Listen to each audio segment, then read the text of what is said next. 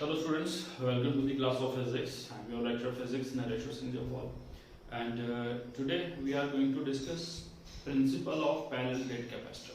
Okay? जैसे कि हमने प्रीवियस लेक्चर में कैपेसिटर के बारे में पढ़ा था, कैपेसिटेंस के बारे में भी हमने डिस्कस किया था.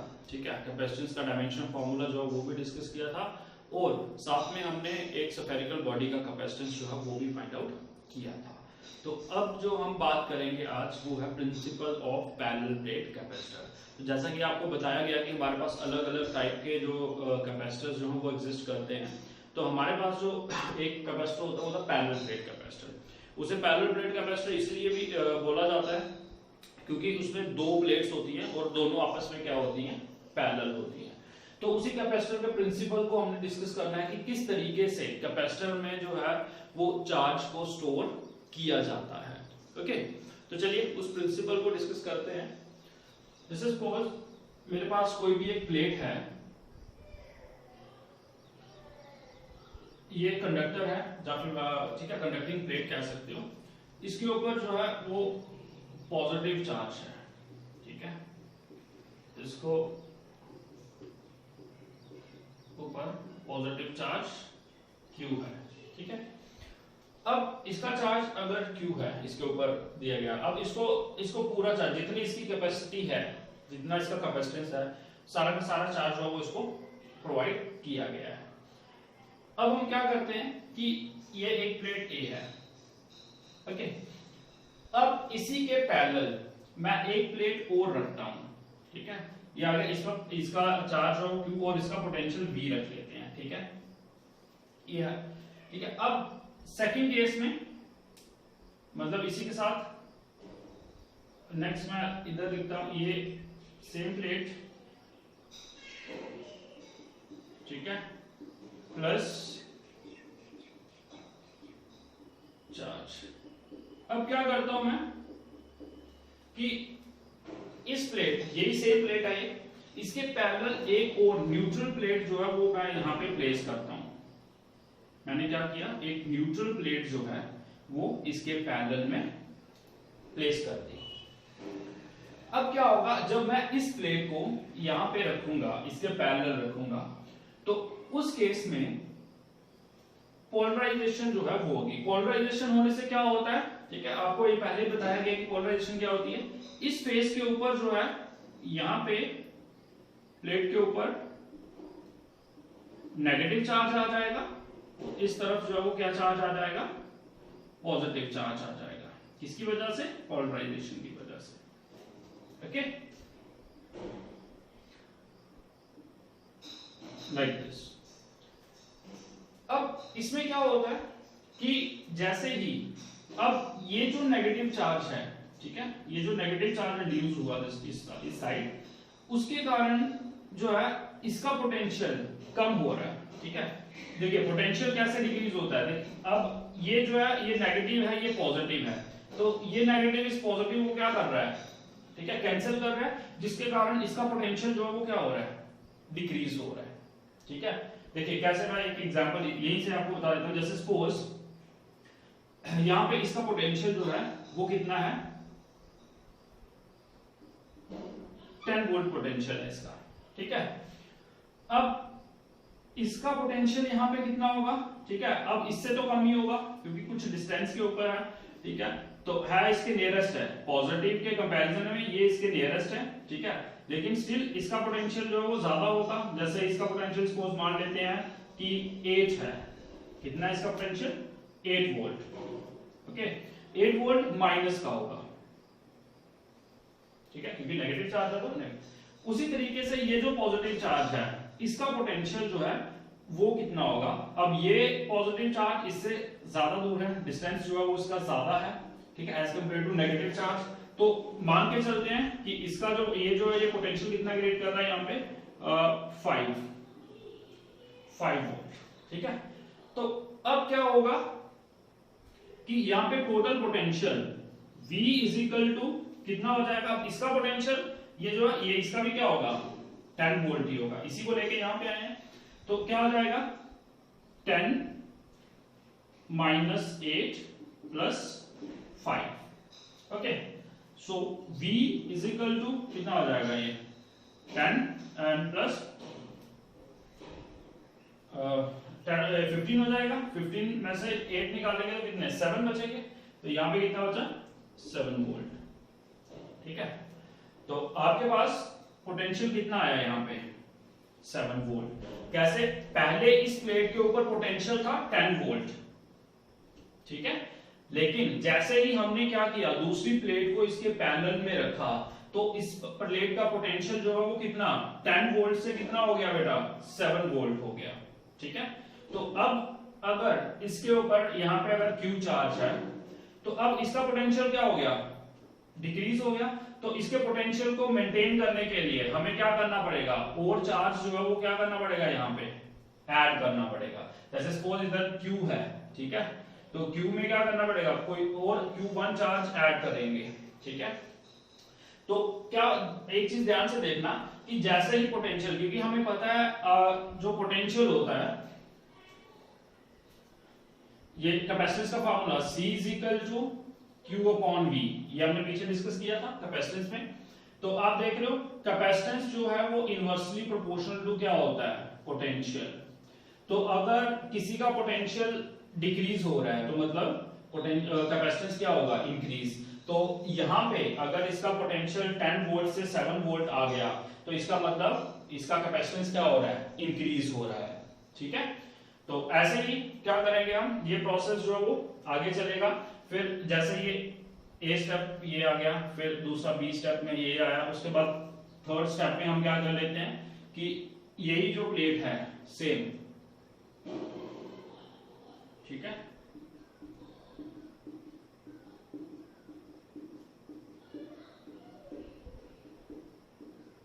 अब इस केस में भी क्या हो रहा है बेटा, हम चार्ज को ऐड कर रहे हैं। जैसे सपोज इसका आगे Q था चार्ज दिया था, प्लस Q1 हो जाएगा यहाँ पे Q प्लस Q1 चार्ज, क्योंकि इसको हमने और चार्ज प्रोवाइड किया।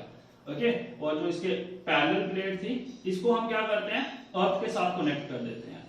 ये आ जाएगा इधर नेगेटिव आता है, ठीक है, ये इस तरफ क्या होता है पॉजिटिव। और बेटा ये जो प्लेट है इसको हम अर्थ कर देते हैं, अर्थिंग कर देते हैं इसकी। ठीक है, this is the symbol of earthing. तो अर्थिंग के कारण क्या होता है कि ये जो पॉजिटिव चार्ज है ये सारा का सारा पॉजिटिव चार्ज जो है वो अर्थ हो जाता है। क्या हो जाता है अर्थ में मूव कर जाता है। एक्चुअल में मूव नहीं करता है, अर्थ के जो इलेक्ट्रॉन्स हैं वो पॉजिटिव चार्ज दोनों मिलके, ये नेगेटिव होता है ये पॉजिटिव चार्ज, दोनों जो न्यूट्रलाइज हो जाते हैं। ठीक है, तो इस तरीके से क्या होता है कि हम जैसे ही पैरेलल प्लेट कैपेसिटर को क्या करेंगे, अब इससे क्या होगा अगेन पॉजिटिव चार्ज हो अर्थ हो गया, और यहाँ पे पोटेंशियल इसका क्या है, ये नेगेटिव चार्ज हो इसका पोटेंशियल और डिक्रीज कर देगा। जब पोटेंशियल और डिक्रीज करेगा तो हम इसमें चार्ज को और ऐड करेंगे, जैसे सपोज Q2 चार्ज को ऐड किया। तो कहने का मतलब क्या है कि जितना पैरेलल प्लेट कैपेसिटर आने से क्या हो रहा है चार्ज पोटेंशियल जो है वो डिक्रीज होता जा रहा है और कैपेसिटेंस जो है वो क्या होता जा रहा है इंक्रीज होता जा रहा है। ठीक है, तो इसी फार्मूला के अकॉर्डिंगली जो मैं बता रहा हूँ पोटेंशियल जो वो इनवर्सली प्रोपोर्शनल टू कैपेसिटेंस होता है। तो यहाँ पे पोटेंशियल जो है वो डिक्रीज होता जा रहा है और आपका जो कैपेसिटेंस है वो बढ़ता जा रहा है। तो इसी तरीके से जो है वो हम क्या करते हैं, हमें पता चलता है कि अगर हम पैरेलल प्लेट कैपेसिटर मतलब हम किसी भी एक प्लेट के पैरेलल दूसरी प्लेट रखते हैं तो हमारे पास जो कैपेसिटेंस है वो क्या होता जाता है इंक्रीज हो जाता है किसी भी कैपेसिटर का। Okay, so this is called as your principle of parallel plate capacitor। बेटा क्लियर है ये चीज याद रखना कि आपका जो कैपेसिटेंस है वो इनवर्सली प्रोपोर्शनल टू किसके होता है पोटेंशियल के होता है। पोटेंशियल डिक्रीज होगा तभी कैपेसिटेंस इंक्रीज होगा। तो हम पैरेलल प्लेट कैपेसिटर इसीलिए यूज करते हैं क्योंकि हमारे पास अगर हम एक प्लेट लेते हैं तो दूसरी प्लेट को अगर उसके पैरेलल रखेंगे तो उससे उसका कैपेसिटेंस इंक्रीज होता है। कैसे इंक्रीज होता है वो मैंने बताया कि पोटेंशियल किस तरीके से जो है वो डिक्रीज होता है और पोटेंशियल डिक्रीज होने से कैपेसिटेंस इंक्रीज होता है। Okay, so this is called as your principle of parallel plate capacitor. Okay, तो अब नेक्स्ट जो है वो हम बात करने जा रहे हैं capacitance of parallel plate capacitor. हम क्या करेंगे, पैरेलल प्लेट कैपेसिटर के कैपेसिटेंस को जो है वो फाइंड आउट करेंगे। उसके कैपेसिटेंस का एक जनरल फार्मूला होता है, वो फार्मूला जो है हम डिस्कस करने जा रहे हैं। ठीक है, तो नेक्स्ट टॉपिक जो है वो है हमारे पास capacitance of parallel plate capacitor. This is the principle of parallel plate capacitor. No, capacitance of parallel plate capacitor.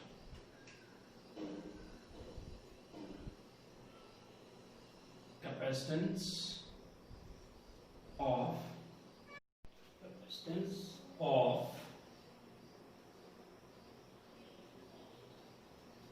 parallel plate capacitor. Okay,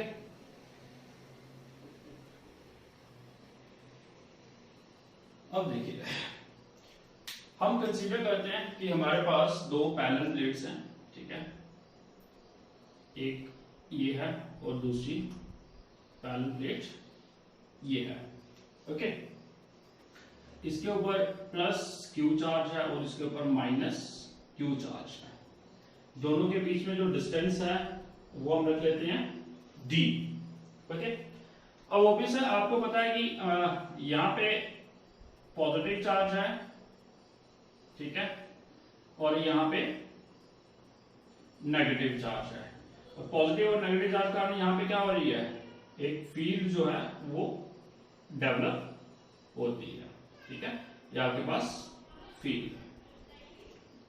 अब ये जो आपके पास फील्ड डेवलप हो रही है, इसकी वैल्यू, चलो इसका जो सरफेस चार्ज डेंसिटी है, इसकी आपको पता है सरफेस चार्ज डेंसिटी को हम सिग्मा से नोट करते हैं। तो इसकी सरफेस चार्ज डेंसिटी हो जाएगी प्लस सिग्मा और इसकी सरफेस चार्ज डेंसिटी हो जाएगी माइनस सिग्मा।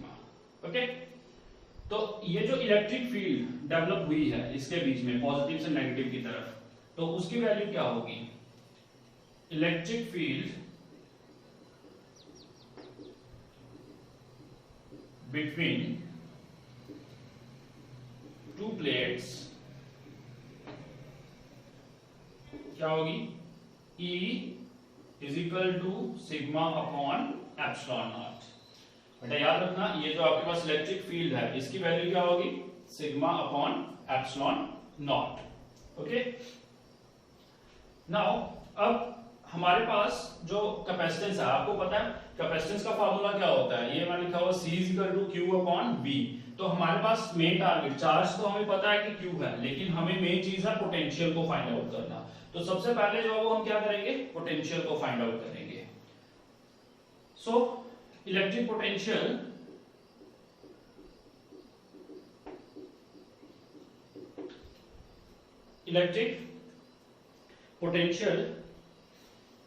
बिटवीन द, जब हम पोटेंशियल डिफरेंस लिखते हैं, इलेक्ट्रिक पोटेंशियल पोटेंशियल डिफरेंस, क्योंकि दोनों के बीच में जो कितना पोटेंशियल है, तो हम बात करें यहाँ पे पोटेंशियल डिफरेंस, या पोटेंशियल भी लिख सकते हो आप, बिटवीन टू प्लेट्स इज क्या बनेगा, V is equal to E into D. ये फार्मूला होता है, V is equal to E into D. What is V, sorry E is your electric field जो डेवलप हुई है, and D is the distance between the plates. Okay, so V is equal to, ठीक है, ये electric potential ही है बेटा, electric potential, electric difference, electric potential difference इसलिए लिखा गया कि हम इन दोनों के बीच में जो डिफरेंस है वो ले रहे हैं। इलेक्ट्रिक पोटेंशियल डिफरेंस जो है वो आ जाएगा ये, E की वैल्यू क्या है, 10 सिग्मा अपॉन एप्सिलॉन नॉट, ये वैल्यू पुट करिए यहाँ पे, इनटू D। ओके, अब सिग्मा की प्लेस पे जैसे V is equal to Q upon A लिख सकता हूं मैं, into epsilon naught into D। क्यों, अगर आपको याद होगा surface charge density sigma is equal to Q upon A, यही होता था फॉर्मूला, और वही जो है वो यहाँ पे सिग्मा की प्लेस पर हमने Q अपॉन A को जो है वो पुट किया। ओके, तो हमारे पास पोटेंशियल की वैल्यू जो है वो आ गई। अब हमें क्या निकालना है, कैपेसिटेंस। बेटा कैपेसिटेंस निकालना है ना, तो चलिए कैपेसिटेंस को कैसे निकालेंगे, एज इस डायग्राम को रब कर दूं मैं, ठीक है,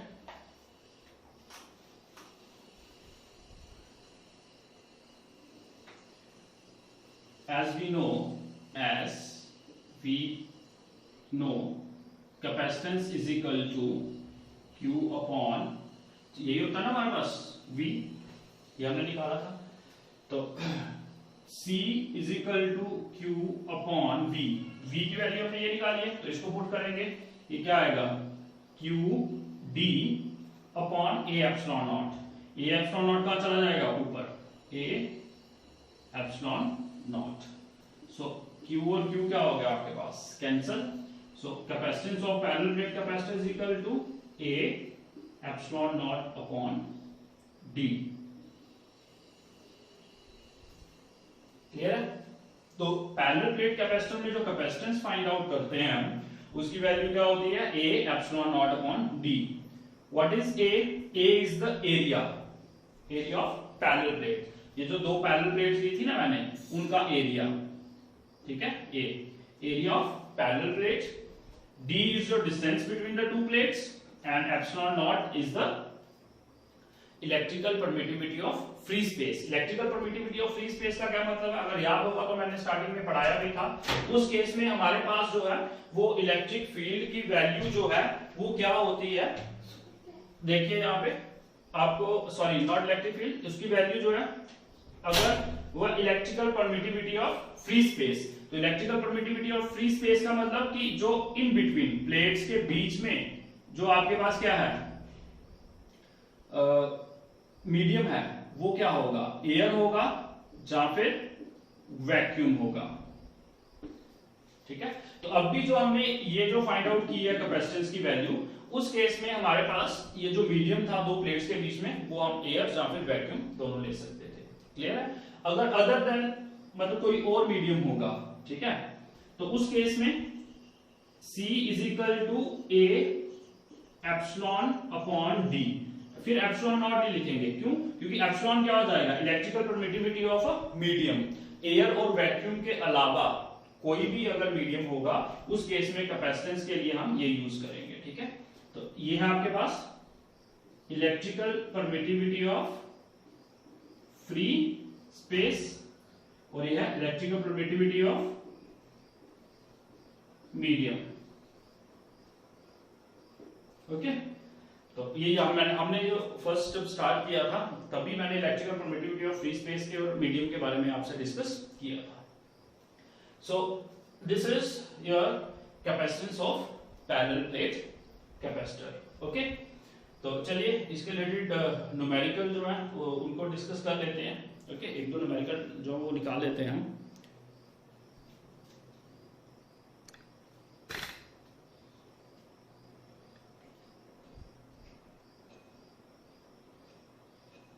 तो चलिए न्यूमेरिकल जो है वो डिस्कस कर लेते हैं। एक जैसे सिंपल सा न्यूमेरिकल है, इसी के बेस के ऊपर जो है वो ये जो फॉर्मूला है, ठीक है, जनरल फॉर्मूला जो निकाला है, वो कहता है कि अगर सपोज हमारे पास पैरेलल प्लेट कैपेसिटर है, ओके, और इन पैरेलल प्लेट कैपेसिटर का जो एरिया है, एरिया उसने दिया है 1 metre square, okay, area of parallel plate capacitor, और जो डिस्टेंस दिया है, ये जो डिस्टेंस है, ठीक है, डी डिस्टेंस उसने दिया हुआ है 1 millimetre mm, okay. So we have to find out capacitance of parallel plate capacitor. तो आपको पता है जनरल फार्मूला हमारे पास जो मीडियम है वो हमारे पास एयर है, तो हम कौन सा फार्मूला यूज करेंगे, ये वाला फार्मूला यूज करेंगे। तो आ जाएगा C is equal to A epsilon not upon D, okay. So C is equal to पहले एप्सिलॉन नॉट A की value area 1 metre square that is 1 into epsilon not, अगर आपको याद होगा तो एप्सिलॉन नॉट की वैल्यू कितनी होती है 8.85 into 10 raised to power minus 12, okay, upon D। अब D जो वो मिलीमीटर में है, तो इसको कैसे कन्वर्ट करेंगे, 1 into 10 raised to power minus 3 metre, clear है ये चीज। मिलीमीटर को कन्वर्ट करेंगे तो मल्टीप्लाई करना पड़ेगा 10 raised to minus 3 से, तो यहाँ पे जो है D की वैल्यू आ जाएगी 1 into 10 raised to power minus 3। So C is equal to ये 1 है, इधर आपके पास आ जाएगा 8.85 into 10 raised to power ये माइनस का 3 ऊपर जाएगा तो प्लस का 3 हो जाएगा। सो 12 में से 3 निकालेंगे तो कितना होगा 9, तो ये आ जाएगा -9 फैरेड। ठीक है। सो इस तरीके से जो है वो आप क्या कर सकते हो, कैपेसिटेंस निकाल। जरूरी नहीं है, हो सकता है आपको कैपेसिटेंस की वैल्यू दी गई हो, एरिया दिया गया हो, तो डिस्टेंस निकालना बिटवीन द प्लेट्स वो भी आप निकाल सकते हो। ठीक है। या फिर आपको डिस्टेंस और कैपेसिटेंस दिया हो, एरिया निकालना हो तो वो भी निकाल सकते हो। ठीक है। तो ये सिंपल न्यूमेरिकल है, कोई ज्यादा कॉम्प्लिकेटेड चीजें इसमें नहीं है। सो this is all about the parallel plate, principal of parallel plate capacitor and capacitance of parallel plate capacitor. Okay, thank you.